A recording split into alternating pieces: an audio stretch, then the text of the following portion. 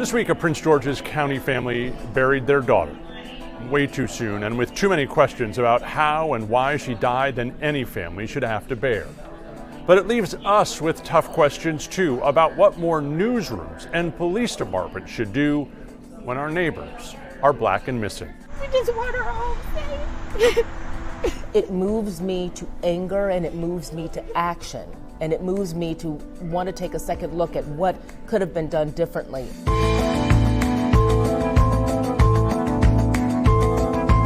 Pam Butler, Relisha Rudd, and Unique Harris all deserve better. All of them from D.C., all reported missing years ago. More recently, Dacara Thompson deserved better too. The 19-year-old woman from Lanham in Prince George's County told her parents she was going to get gas on August 22nd. She never came back. Her family reported her missing the next day. And the day after that, her car was found with many of her belongings still in it. A Bowie man, now charged with her murder. Court documents describe it in awful ways. The case raises questions about what happened when her family reported her missing, whether police and the news media reported her case fast enough. And that brings up questions we've asked in newsrooms for far too long that maybe we still haven't answered fully enough. This is For More Context, your seat in the News 4 newsroom for a conversation about how we check facts, fight for answers, break stories, and hold each other accountable. Tracee, tell me about the first time you heard about Dacara Thompson. The first time I heard about Dacara Thompson was from one of my best friends. And she said, have you all done a story on this missing girl in Prince George's County?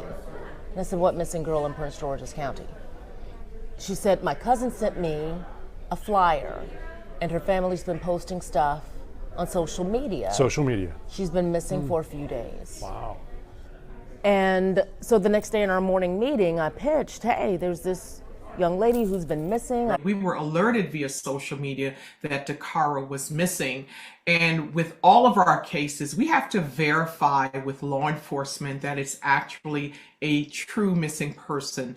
And once we did that, we immediately uploaded her information to our social media platform because time is of the essence. Yeah. And with her case, 24 to 48 hours passed without broad coverage. It's not like her at all. This is out of the norm for her. She's a introvert. She doesn't have an enormous amount, like a lot of friends that she hangs with or anything like that. And our morning meeting, that's where all of our producers and managers and reporters are. People are trying to figure out what we're going to cover that day. Yeah, we talk about the news of the day. We talk about what we've heard, what we think we need to be covering. Yeah. And in that moment, one of our assignment editors also says, yeah, we got a call about this from some family members. I checked with, the police department. Yeah. And they told us that she's not considered critically missing. So there were questions about critically missing people versus folks who are adults and are in good health. Right. And in Prince George's County, those cases are not typically labeled critical. When media coverage is delayed, tips don't come in.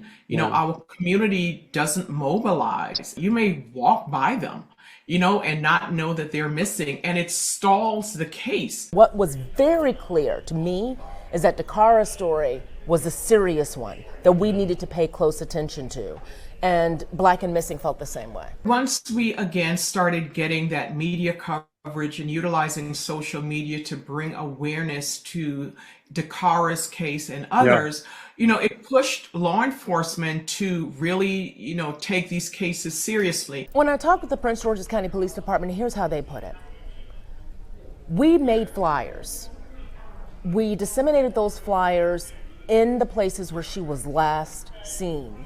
We did the footwork. No, we didn't reach out to you all, but because of the family's grassroots efforts, you all did cover it. It moves me to anger, and it moves me to action, and it moves me to want to take a second look at what could have been done differently. One of the things that I think I learned in my conversation with the co-founder of Black and Missing is that it's those first couple days where we, whether we as the media, we as community, we as the police departments, sometimes subconsciously treat missing people of color differently. Yes. You notice that? Yes, absolutely. How so? That's the whole point in Black and Missing. What the response would have been had it been a 19-year-old white woman with blue eyes and blonde hair whose things were in her vehicle and she was gone.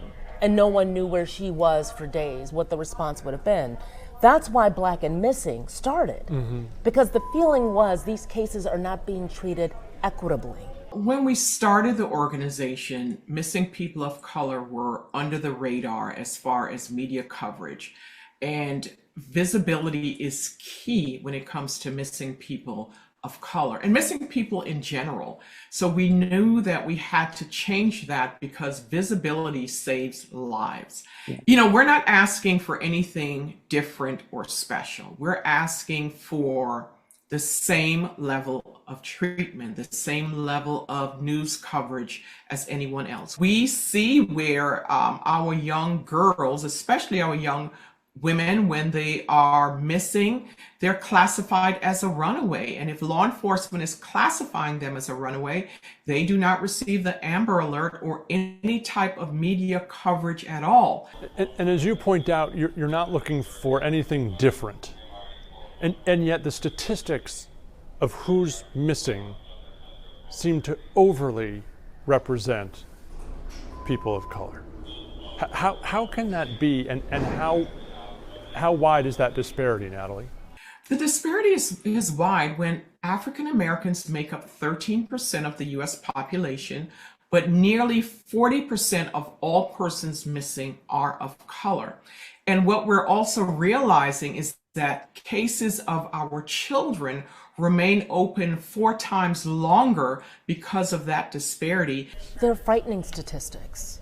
But because I understand those statistics, because I understand what happens when our girls go missing, and I think that that's also what people were trying to get to on social media when they were making those posts. They were saying, we don't trust the law. Yeah. We don't trust the media to shine a light on our missing. And I'll give you an example. We've had cases here in the District of Columbia, and the families would call, the media outlets. And again, they were met with silence. Prince George's County Police need your help tonight. They're looking for 2 13-year-old girls who've been missing now for 10 days. So with those 2 cases with Janiyah, we received a call from Janiyah's aunt, desperately, pleading, can you please help me find my missing niece? And I was able to pick up the phone and call the news director for NBC4 and got that coverage. And then other news stations started covering their story. And guess what?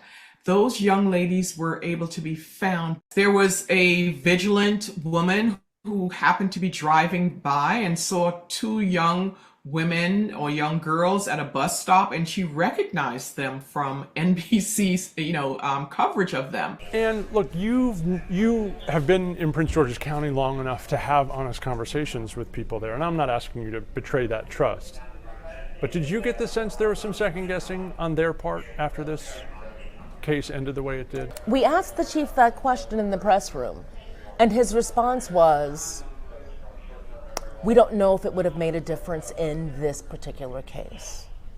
And the response was, the family was very vigilant. We made flyers, we passed out flyers, we did the things that we're supposed to do. What I got from that response, what he said, what I got was that, we followed protocol, and we don't know that had we done anything differently, it would have made a difference in this case. I can tell you that there was deep grief in his eyes when he said that. Well, what question do you wish I would ask in those moments? I wish that you would ask questions with humility. Don't just assume that my daughter, my sister, my loved one is out getting high, decided that he or she doesn't want to be bothered with our family or with her family. She's taking a binge. Those aren't the questions to ask right at that point. I hope my colleagues hear that. I mean, Yeah, I think without a doubt. that's a tough conversation in newsrooms, Derrick. It is. It really is. Because I don't think we want to believe that we would do that. Well, you might not want to believe it, but it happens. And I'm not saying it happens everywhere, but it does happen. At the risk of airing our own dirty laundry, what is it you wish we would consider in our newsroom when we hear about a case like this? Whether it's a person of color or not, but especially when it's a person of color who's missing. We have to hold law enforcement accountable. That's what we should be doing. Like what we did in that morning meeting when we were told, well, she's not considered a critical. Well, what is critical to a mother?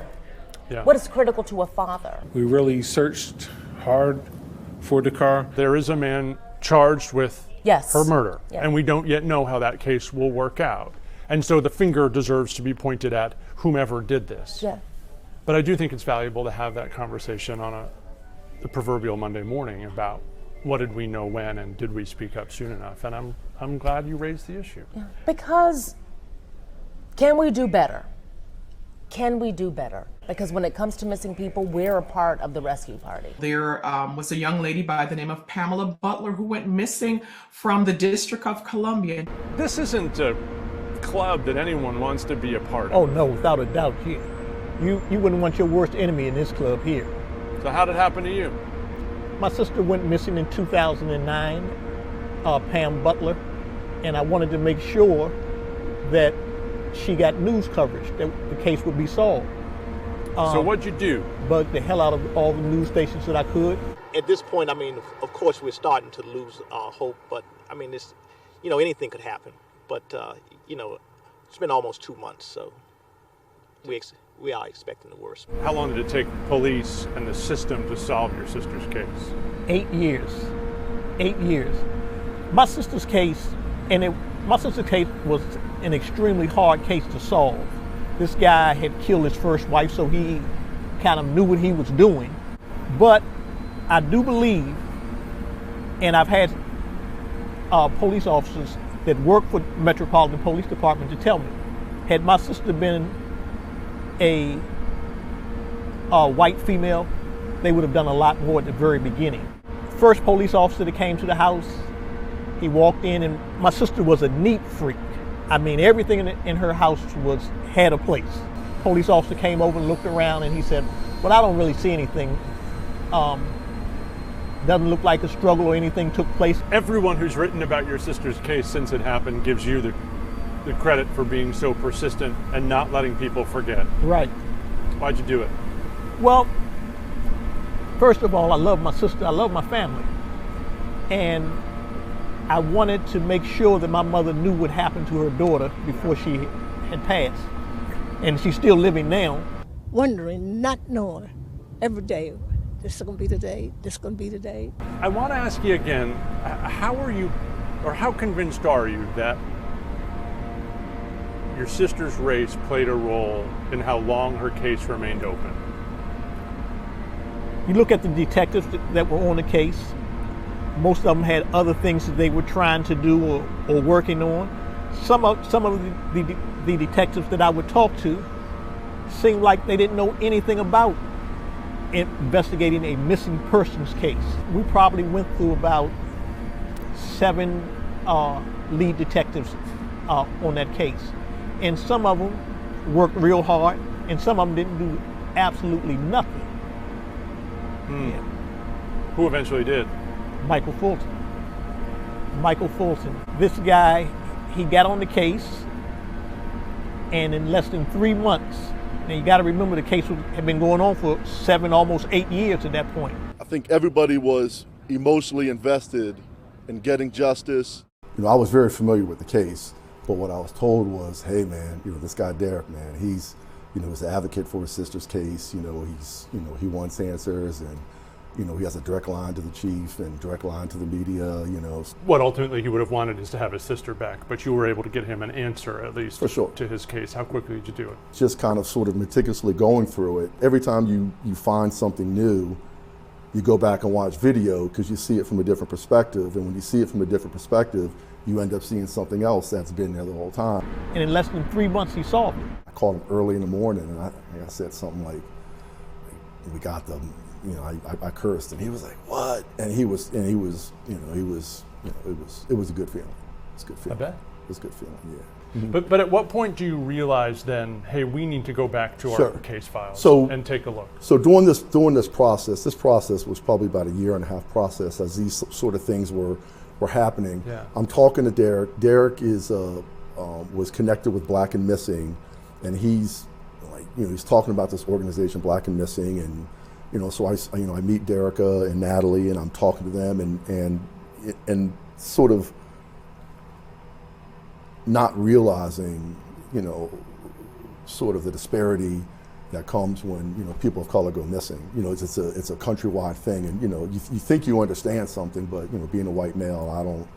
I may think I understand, but Lord knows I didn't. I was like, I wonder if, like how many more of these cases do we have? There's like 5 of them, so I collect them all, and I'm like, well, let's see what can be done with these. I think lights have gone off for me in reporting this issue, sure. But when did it go off for you, and what was it? Well, for sure. So after the Unique Harris case and the discussions that we've had with Pam and Unique's family, as a unit, we're collectively talking to unit, and we're looking at like what what can we do better, and we're looking at our SOP of like how these cases are supposed to be handled. We have to figure out a way to change that, and our SOP got changed to where if somebody gets reported missing and it's anything under suspicious circumstances, it comes right to our unit, and there's our unit, there's 9 of us, all of us are extremely experienced, and we have a lot more time. Like since the SOP was changed, I think there's been like 5 cases